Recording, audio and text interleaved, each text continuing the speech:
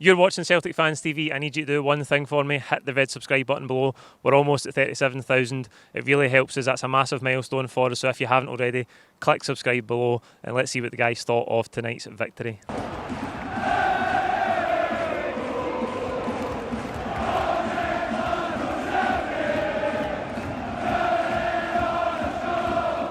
Full-time reaction to Celtic 2, Livingston 1 here at Celtic Park. I've got Darren and Martin with me to go over it. Martin, another important 3 points, obviously. Would you make of that performance tonight? I think there was a lot of excitement coming into tonight's game, first home game for a prolonged period of time, and demand for tickets was incredible, especially for a midweek game in the lead up to Christmas, and it's freezing cold. But pre-match it was real excitement about looking forward to the game. And then I thought well, we're the better team in the first half. Second goal goes in, you think you're going to be 2-0 up, and then they get the goal, and then sort of in every second half. Although we dominated the second half, I thought we should have had 2, 3, 4 goals. We were just a bit wasteful with our chances, and it wasn't as if we weren't getting in the box. We were, but we just weren't clinical enough. And Livingston came here to defend and try and nullify our attack, and to some extent it worked. But I still thought we had enough chances in the game to win by some margin. So come away quite happy, albeit it was a nervy finish and taking short corners to waste a bit of time, etc. Just to take away the possibility of Livingston getting a late equaliser. But job done would probably be my summary of the game. Yeah, job done, Darren. Abada got his start after making an impact at Pittodrie. How do you think he done? He got the 2 assists in the first half and then maybe fell out a wee bit in the second half. Well, I don't know if you caught the manager's press conference after the game when he talked about why he played Maeda over Abada, because Maeda can get in behind, and I think that was so obvious tonight because he's so direct, and I think he's basically the only team that can utilise his pace to get in behind defenders. I was watching Jota closely tonight and seen the first half he got a lot of the ball, but he likes to dribble, he likes to jockey, but he's got nothing to run into. He's just basically running into a wall of 2 or 3 defenders, so he's basically he's null and void at that left hand. Thought he was off the boil a wee bit tonight. He was, but again, it's not his fault because he's running into just a wall of defenders. But I think with Abada, he can get the ball 30-40 yards back, and before Livingston have that mentality to get a defensive shape, he's kind of already broke through one of them and at least getting into a crossing position. So I think if we're playing a team or most teams who come here with a low block, I think Abada's kind of the main man that we should try and get on the ball. I think it's just that consistency for Abada, isn't it? At that right hand side, seems like nobody's really nailed down that spot. And he was impressive tonight in the first half, as I say, maybe fell away a bit, but he just needs to put 90-minute performances together and maybe get a longer run in the team. He would be my first choice. I like him. He very rarely lets us down, but he's still a young lad, and I think Ange doesn't want to ask too much of him, and he doesn't want to burn him out either. He wants him to appreciate the game time that he gets, but I like him. He would be in my starting 11 every week, if I'm being honest. He's my favourite in that position, and I thought tonight, nearly got his goal and involved in the first 2 goals as well. So I think he did get man of the match, and deservedly so. I thought it was good tonight. Just gives you a bit of energy, and as you say, if he's not getting in a scoring opportunity himself, he's creating a chance for somebody else. So I think he's not doing himself any harm, and I think it's a good dilemma for the manager to have. The fact he's got a couple of options in there. Aye, absolutely. Darren, I think the best move of the game was for the second goal. Ralston, lovely ball into Abada, squares it. Kyogo, good finish. In the second half, you're just looking for us to go and kill the game early on. Didn't really materialise. We thought we had the third goal through Abada. I could tell live, sitting behind it, that it was offside. I thought he looked offside on the pass that comes forward. The Livingston defender then heads it, and it looks like there's obviously some debate about whether that's a different phase of play. I'm astounded they sent the referee to the monitor, because offside is black or white. He's either offside or he's not offside. So did the VAR referees not know the rules? Were they unsure?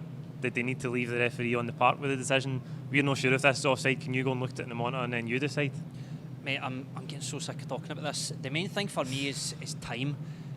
We all watched the World Cup there, and one thing I noticed about VAR is it's so quick. Decisions were made before everyone's even in position. And then you look at the night, we had a penalty shout in the first half.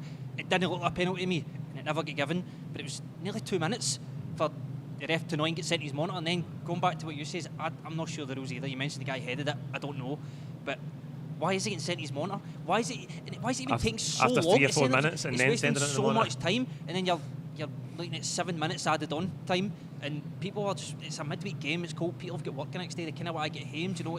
It's no good for any of this. It needs to be quicker. We've got the same technology. They just used it at World Cup. So why are we not? It's incompetence in my opinion, and it's been happening for years, mate. Like, I think Celtic fans especially, we feel a wee bit hard done by. Maybe it's just green tinted specs, right? but we feel that pure hard done by way that we think that every decision goes against us. And maybe since VAR's come in, we have been treated harshly. But see, I think even if it did start treating us fairly, we're beyond point now where we're still going to feel hard done by regardless of the decision. I've got, as I said before, no problem with the technology, Martin, its implementation of it, and it just seemed tonight like they were genuinely unsure. They didn't know how to interpret the rule, because it seems like a quick decision. He's onside or he's offside. Doesn't take you 3 minutes to look at it and then send the referee to monitor, another 2 minute check. Why did it take so long? There's no accountability. As you say, that the guys that are making those decisions that should be skilled to make those decisions. I was perturbed by it as well. I thought, why is the ref getting called over? Are they unsure? You know, evidently they were unsure and they passed the buck to the ref. So, but it's frustrating. And as you say, Darren, particularly on a night like tonight, you just want a bit of efficiency, don't you? Aye, absolutely. Darren, Yakimakis only gets 10 minutes tonight. Do you think his contract situation is maybe impacting why he's getting so little minutes? Do you think? Or do you think we're reading too much into it? Right, see with this, mate, I'm going to take his side. See if I'm him and if I'm Yakimakis, right, regardless of who's better, I don't care, right? You're a striker who is proven to score goals for his team last season, right? You want to play, you want to start. Kyogo, me and you spoke about this on Saturday, he had a bad game. He's up against big Obileye, who's gave him a nightmare multiple times. He's double the size of him and Kyogo's not going to get an inch. Just give him a start, man. Why not? That's what I don't understand. I don't know if it's his agent obviously trying to get him a move or trying to get him a pay rise or whatever, but if I'm him and I'm constantly coming on with 10-15 minutes left, you're not really getting a chance to come on and score. Why would they want to play, mate? Martin, do you think that's a factor, the contract situation? I mean, we've seen it time and time again with players, haven't we? We've seen it with players not even make the squad or not get a game, be thrown to the Lions because, they've went off because they want away, they want the club to support them to get away. So, I mean, what we have heard from the manager is that he's supportive of people going on to our club if they don't want to be there. Because one of the things he says was anybody who has signed will want to come and they'll work hard for the club and they'll buy into the ethos. As important as their technical ability and their experience and all the rest of it is the type of personality they are. You want them to come and I want them to want to be here and I want them to hang about. And I don't know if maybe this is an exception to that then, because I think a lot of the rest of the guys do want to be here, and when the time's right they'll get their move. I'm not sure he's earned his big move yet, and I'm not sure he's going to get a move to a club where he's guaranteed a start yet either. I still think he's got a lot to prove. But to Darren's point, maybe he does need to be given a run of starting in games, but I think, he's not been consistently brilliant for us, is he? I know opinions are split whether he's better or Kyogo's better, but I don't think either one of them has been prolific and not over a prolonged period of time either. So in my opinion, he should calm himself down a little bit, knuckle down and get himself another season under his belt. Yep. Yeah, absolutely. There you go. We'll see how that one develops. It was another big win for the Hoops, 10 league wins in a row, 9 points clear. That's it for tonight. Like this video, comment your own thoughts in the game below. Don't forget to subscribe if you haven't already, and we'll see you at the weekend for St Johnstone. Cheers.